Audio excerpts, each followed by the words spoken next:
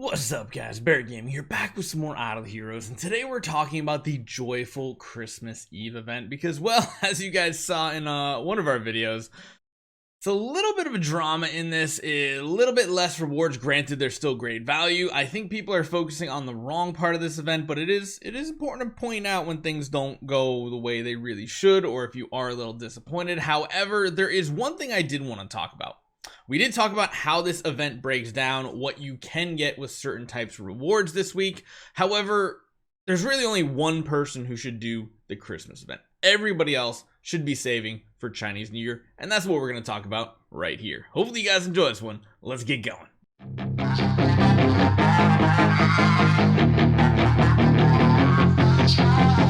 So the most important part of this event for a lot of people are the kind of rewards that you can cash in through the Christmas Storybook and the Star Store. Granted, Wishing Tree is awesome, even if the rewards are a little less than what we desired. Stockings, still absolutely amazing, even though is again less than what we actually thought we were going to get. I mean, the Dream Competition is free rewards. The gingerbreads are actually really awesome if you have the gems to do it as well. We have, of course, the Transcendence Fight, which is pretty much standard. Soul Awakening offer. Like, never do this one. I mean, if you really want to know, the chest doesn't even have the newest artifact. It does have an elusive mirror, which is cool, but it doesn't have the newest one, which is an important one. Paid treasure train. Yeah, most people aren't going to care about that either. Granted, these chests do have all of the previous ones in them, so it does help cap and max out those ones there. And then it does have a relay, which is decent value. I wouldn't say it's super amazing. The Christmas stocking, though, really makes it worthwhile.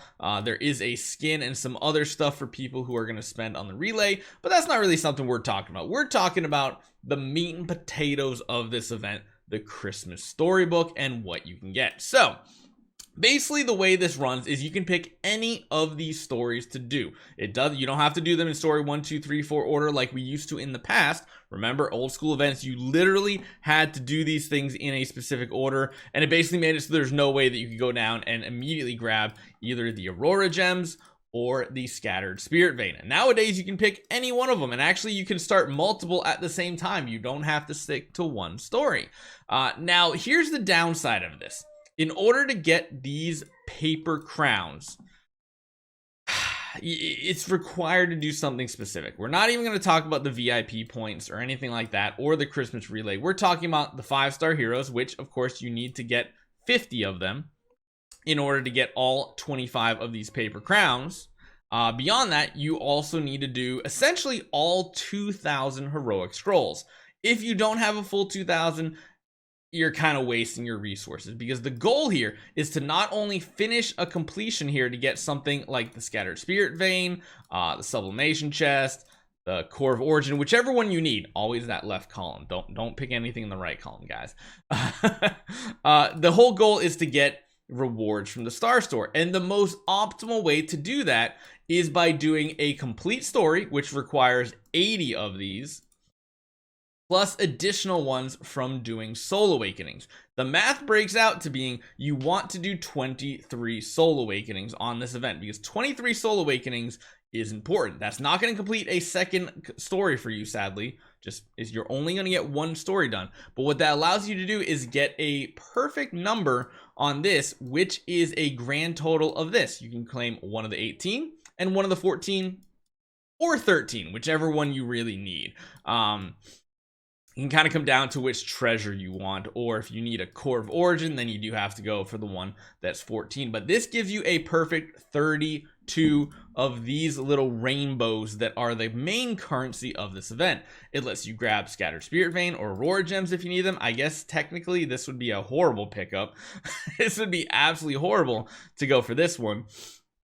If you aren't going for Scattered Spirit Vein or Aurora gems just yet on your account, and you want to still get Sublimation, you want to get Cores of Origin, then the best option is literally just getting 2 of these for 28. Then you don't have to do quite as many Soul Awakenings. So there's a really big balancing act in this week's event that you need to really focus on. Again, if you only need 30 or less, which is 2 of these, this comes to 28, just doing one story, perfectly fine. What that means is you only have to do 15 Soul Awakenings, not 23. That's the only difference.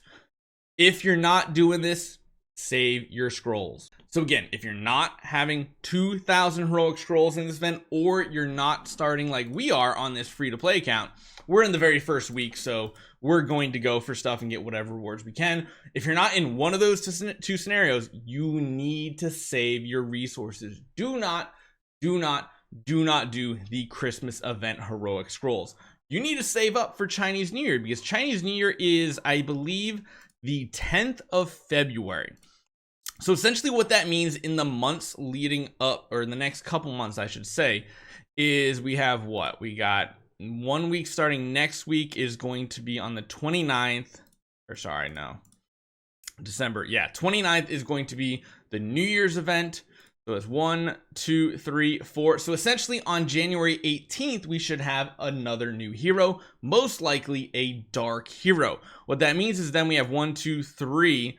We only have 3 weeks from then, that new hero, to Chinese New Year. Chinese New Year is going to most likely be a 2-week event. A lot of the times it is. There's no special event the second week. It just lasts 2 weeks. So there's a little bit of a content drought in those 2 weeks. But during those 2 weeks, we also have Valentine's Day here in the US. And I don't know about other countries, but the 14th is during that same week where the 10th falls on. It's the second week of February. It's only 3 weeks away from the previous hero release, but we will most likely have a Transcendence hero. That event is typically one of the better events during the year. Chinese New Year and Anniversary have traditionally been some of the best events. Occasionally, Christmases are like God tier. A lot of times they're just solid. They're not much to talk about, but they're like a decent event. The only other thing I want to mention too is next week, as you see in the event preview, we're going to go into a little bit more detail, most likely tomorrow, about how to prepare for the Happy New Year event, but that is coming next week. That's probably going to be a very good chance for you to get some good rewards with wishing coins. You're also most likely going to want to save a lot of gems, because I feel like there's going to be the bonus mysterious chest coming up. It is probably going to be a good event. The best part about New Year events is there are swap events. That means hero copy swaps, skin swaps, artifact swaps.